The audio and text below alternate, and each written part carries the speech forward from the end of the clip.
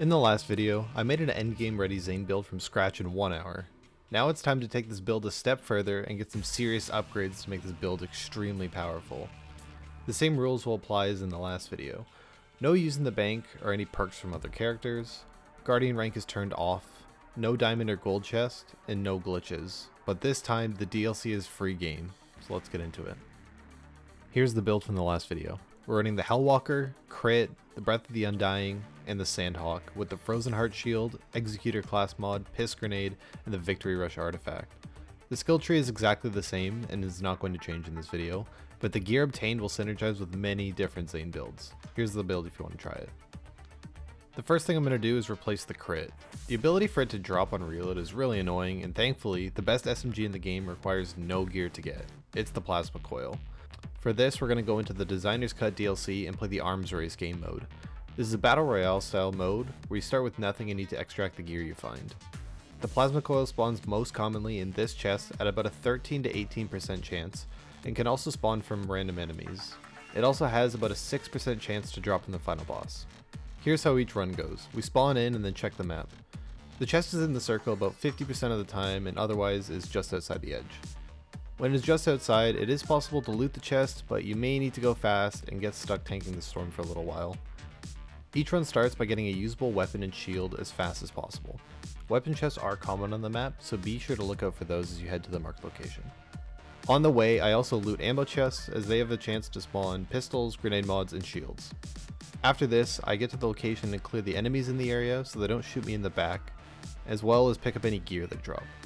Once you get to the chest, you take out a few more enemies, kill the badasses that spawn, and unlock the chest room and grab the loot. If you don't get the Plasma Coil, you have two options. Quit to the main menu and reset, or finish the run and kill the boss in the center of the arena. Considering the boss's drop chance is much lower, it's a bit more efficient to reset, but for the sake of fun, I like to kill the boss, as there's many other good weapons you can get from Arms Race. Unfortunately, my footage of the Plasma Coil got corrupted, but I can tell you all about it. It's a burst fire Mali 1 SMG that can swap between shock and radiation. Hitting crits with this thing melts any enemies in its path, and it's a staple for any build. I was able to get it to drop from the chest, then I killed the boss and extracted the loot. With the Plasma Coil obtained, we move on to the most important part of the build, our shield. It's going to be the Revolter. This shield has the effect of granting bonus fire rate and shock damage when the shield depletes. With the proper anointment, we'll be able to proc this all the time. To obtain the Revolter, we need to complete the side mission Murder on Eschaton Row, which requires the Director's Cut DLC. The mission's picked up near the control room on Sanctuary, then we head over to Promethea.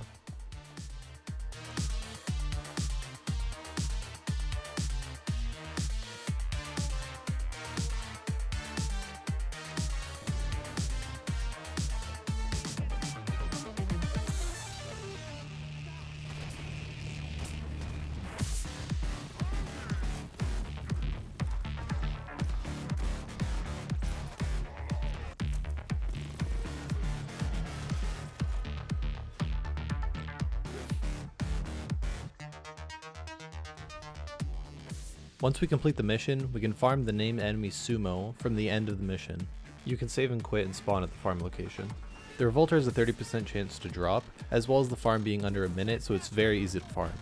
I'd recommend farming a semi-decent Revolter that probably has about 3 rolls and you hope for an absorb mod.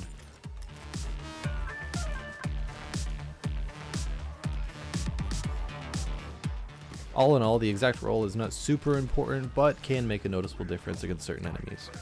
The first Revolter we got is not perfect, so we're going to keep farming.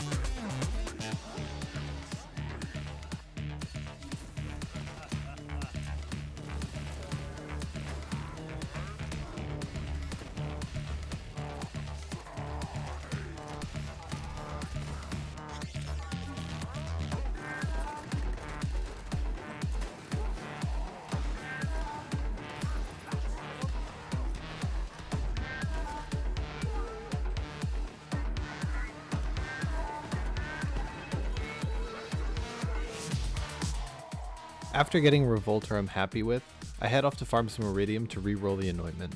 This is the most important aspect of the build, and you should not skip this part by any means. This is where a bulk of the DPS is going to come from. For this, we head over to the Voracious Canopy and smash some Iridium Crystals.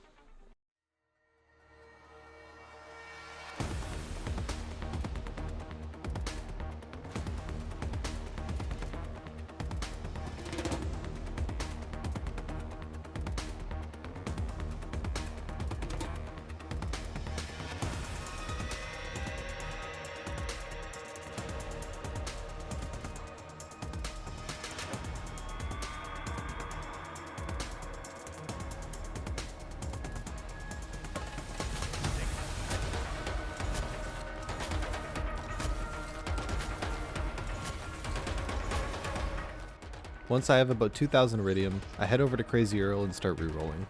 We're looking for the Anointment on action skill start, activate any effects that trigger on shield, break, or fill. This means that whenever we proc the Mantis Cannon, we get the Revolter buff and can melt enemies. Up next is the DPS portion of the build. The Light Show is the obvious choice here, but that does mean we gotta go through the Bounty of Blood DLC. We don't need to go all the way through, but just need to get to the Obsidian Forest. I suppose you think you've heard every story in the stars.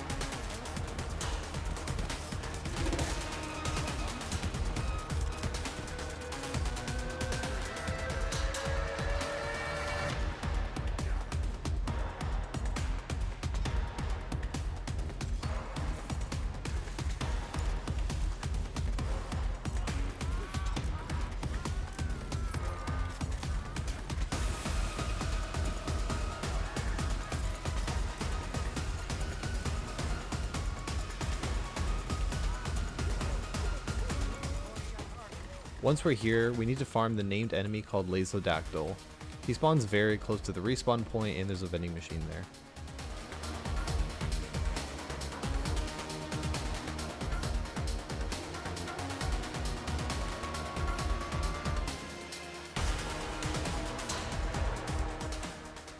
Now in farming for the Light Show, it is more specific on its part rolls, so here I'd recommend farming for a good one, and along the way you should receive most flavors. A good Light Show will have a fire rate of 8.2, a mag size of 28, and 3 barrel accessories, and a specific stock. I won't go over the god roll specifically, but if you look it up on Loot Lemon, it will bring up the god roll. For sure you're going to want the 8.2 fire rate and a mag size of 28, and all the other parts are the cherry on top.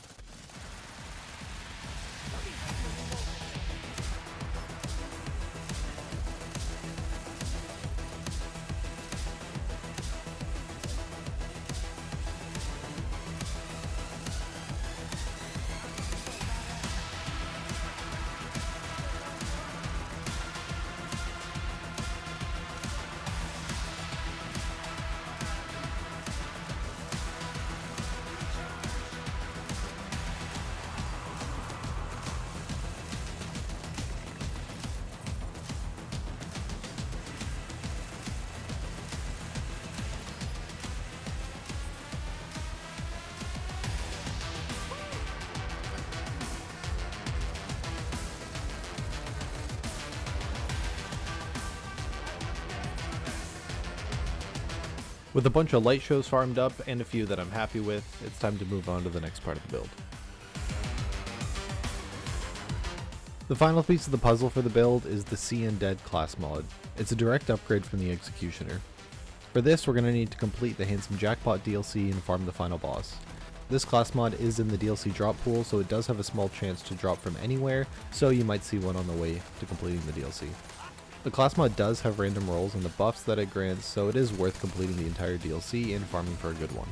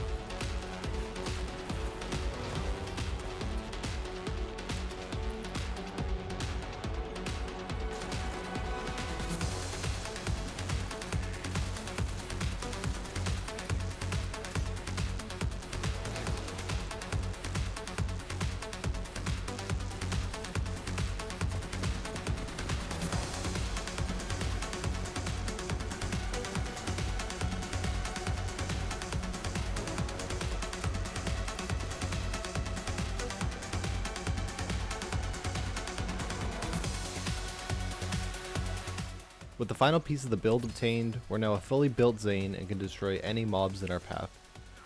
The build is good with most weapons, but these ones are my favorites. Some other recommendations are the OPQ system, the flipper, and the grease trap. I'll leave you here at the end of the video with the trial of survival on true trial difficulty. Thanks for watching.